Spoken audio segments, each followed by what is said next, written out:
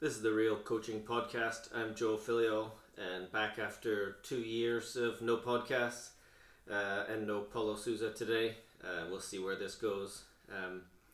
Last week, or this week, I did a short interview with former I2 athlete Gregor Buchholz, who used to be in our squad, and it inspired me to start again. And thanks for everyone for the questions. Where's the podcast over the last 2 years? Obviously, there's some interest, but we'll see. Look forward to some feedback on this one to see where we go with this next. A lot of things changed, but also not so much changed in the last 2 years. Obviously, the shirt I'm wearing, my primary job now, working for the Italian Federation as the Olympic Performance Director, and my side project, if you like, the squad continues, and in fact there's a great synergy between the two operations, and we're here together in Fuerteventura at the Plaitas Resort, training camp for the next 2 months, and same as always, back to the daily grind of swim, bike, run, eat, sleep, train.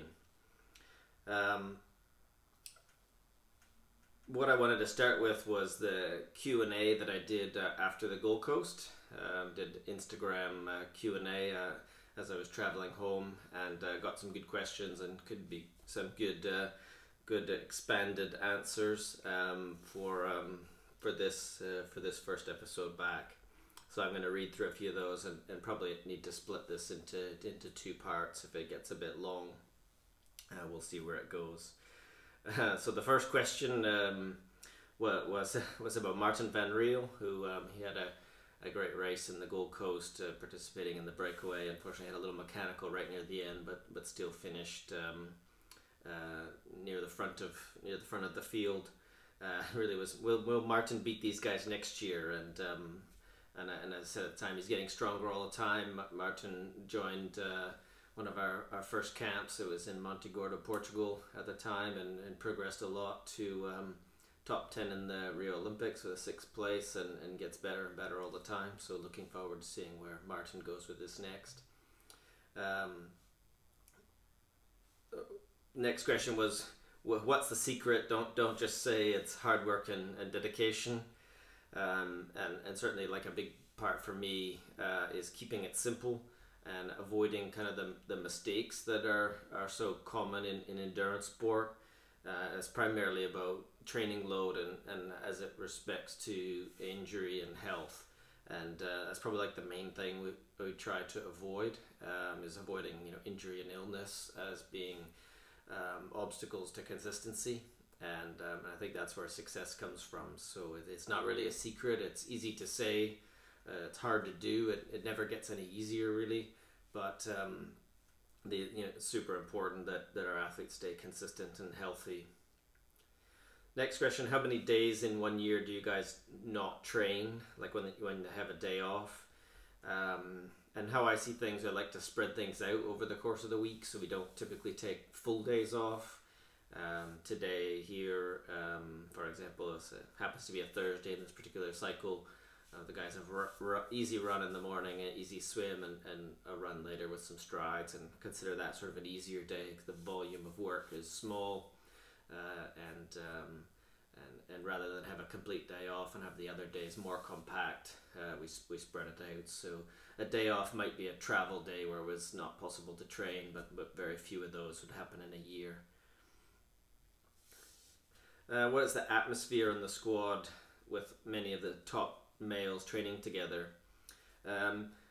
Really good. I think the culture we try to have is where everyone's able to support each other and not be super competitive in training sessions themselves. So I think that's one thing we strive for and reinforce, that our training is not racing, and in fact they need each other and use each other to get better, and right up until the Gold Coast Grand Final, when we went in with the top 3 ranked men, they were able to train together and do prep sessions together right up until race day. So I'm happy about that, and it's something again that we need the environment to encourage, that they support each other in training, and then they go out and race and do their thing, and collectively they're better together. Next question: how many days a week do you do brick training?